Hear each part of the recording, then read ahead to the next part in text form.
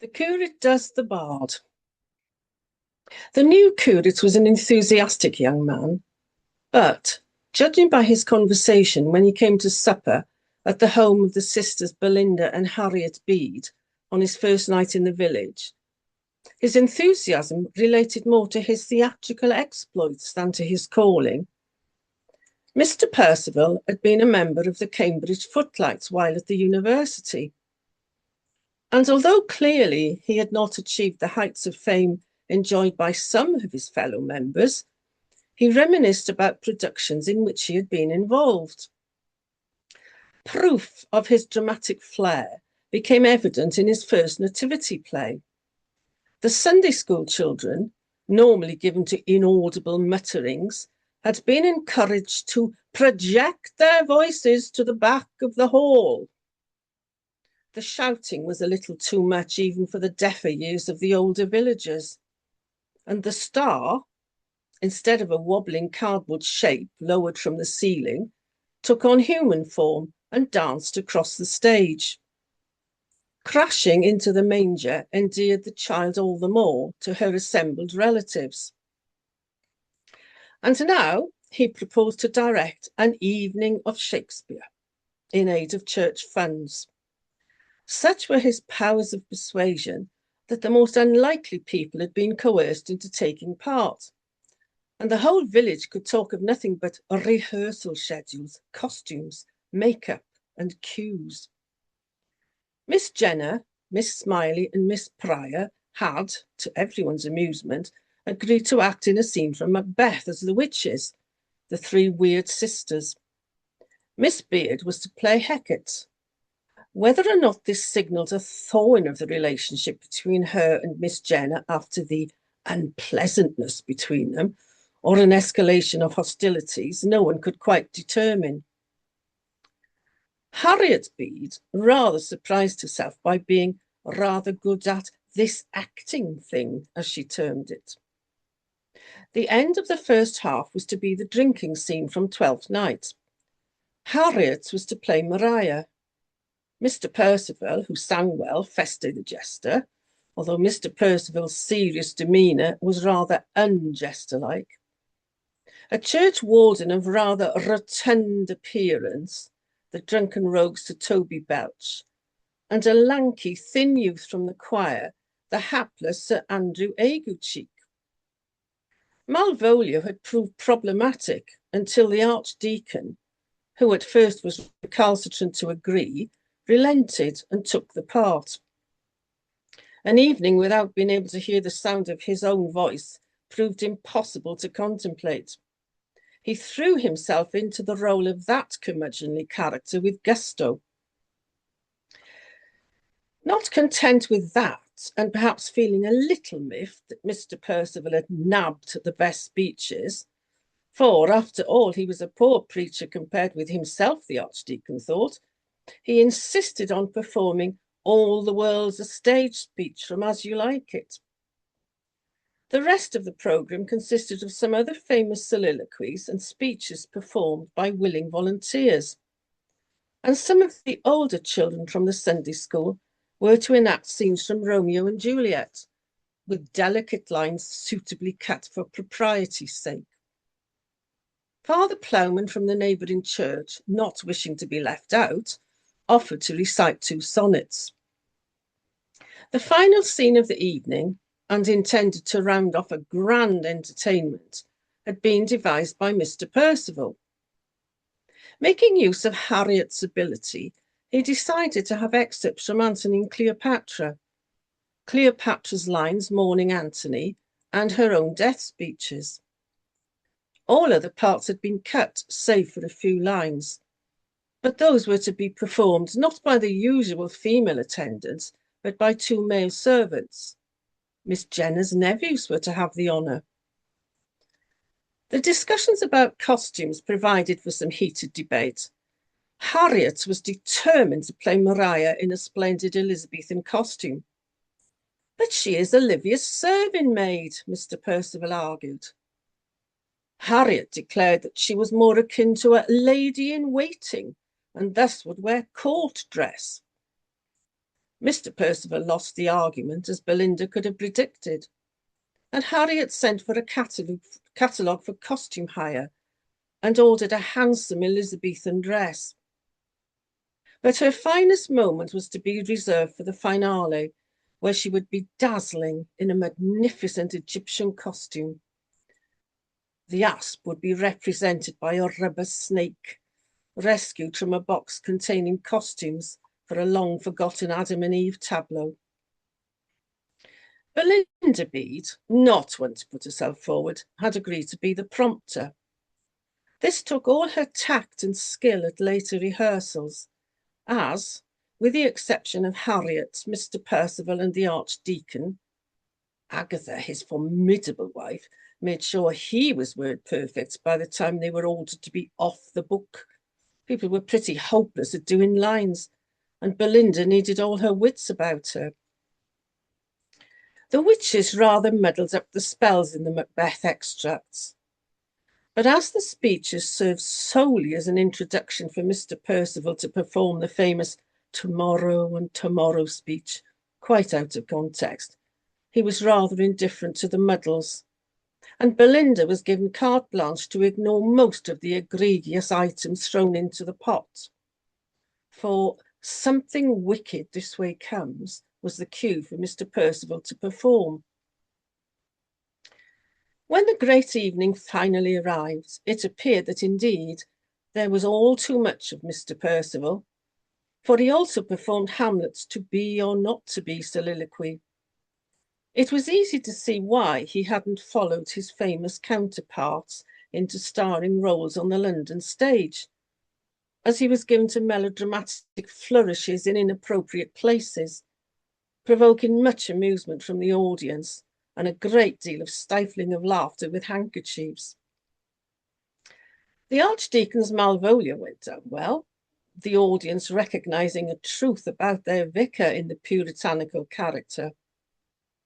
But after his All the World's a Stage performance, unprompted, he embarked on an analysis of the speech, relating it to a Christian's journey through life, quite forgetting that it was not Sunday and he was not in the pulpit.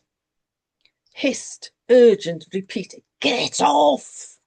from the wings recalled him to the present, and he hastily wound up while promising himself that he would use that as a text on a suitable Sunday.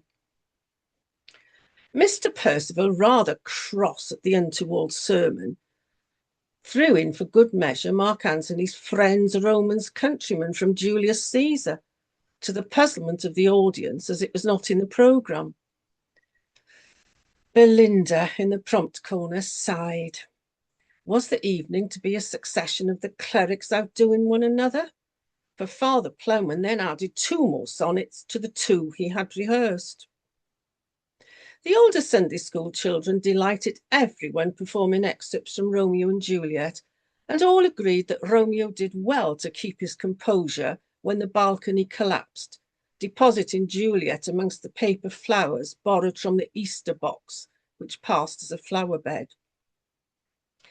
In the Macbeth scenes, the witches continued to deposit rather strange items into the cauldron, and rather through proceedings when Macbeth's cue came a speech too early.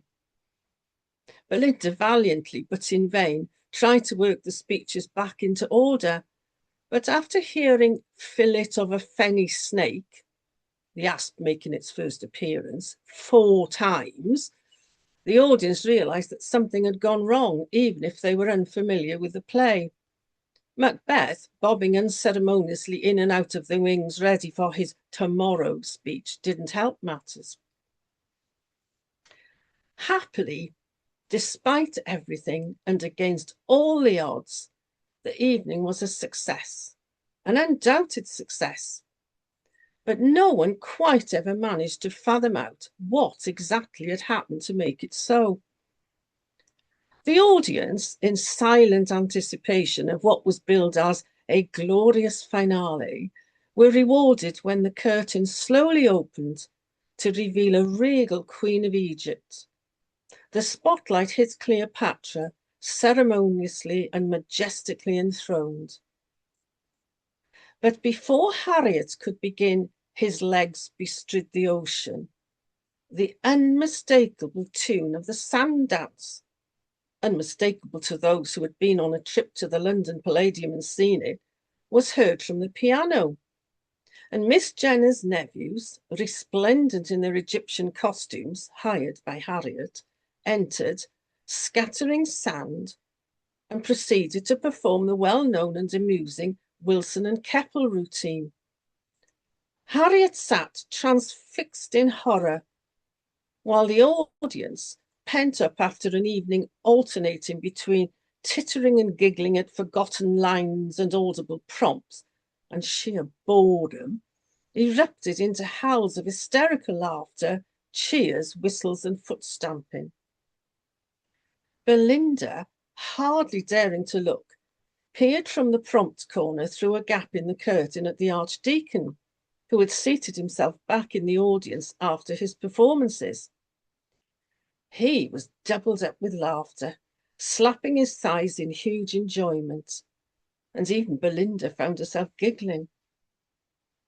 Mr. Percival, momentarily lost for words, feeling a flash of anger at the ruination of his glorious finale, realised suddenly that he had a hit on his hands. Never one to pass on a coup de théâtre, he allowed the dance to continue before gesticulating to Belinda to wind down the curtain on the proceedings. Going back to perform the scene as intended was, of course, futile.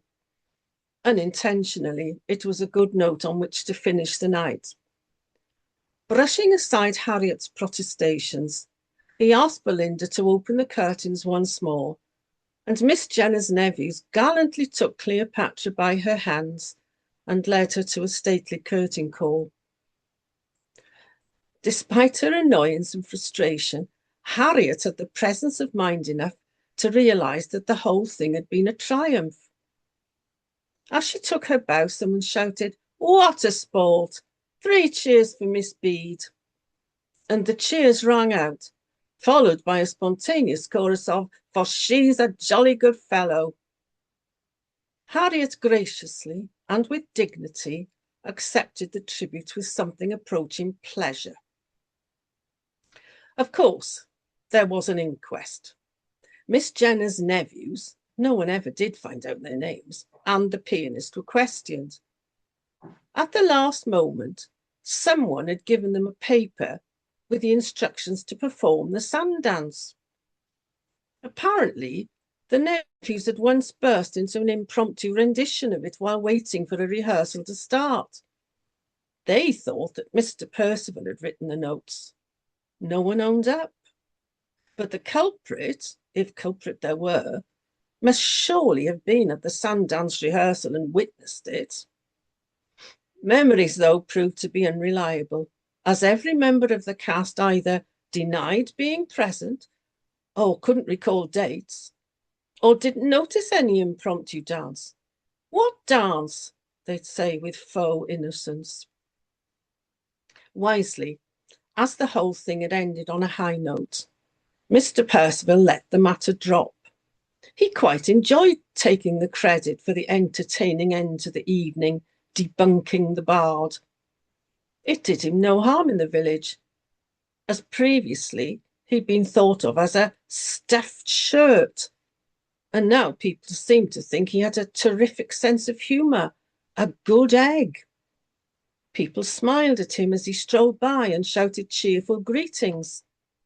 He began to enjoy his popularity and benefited from the invitations to suppers which followed. Harriet succumbed to being thought of as a good sport and basked in her own popularity. Miss Jenner's nephews became used to villagers whistling the tune of the sand dance whenever they passed, and the regulars at the Crown Wheel and Pinion enjoyed recounting the event to anyone who would listen. Belinda, always watchful, had suspected that the hand of the Archdeacon lay behind the prank. His excessive laughter, quite uncharacteristic, had put the idea in her mind. When she timidly broached the subject, The Archdeacon merely smiled vaguely and changed the subject. But there was a glint in his eye which rather gave the game away.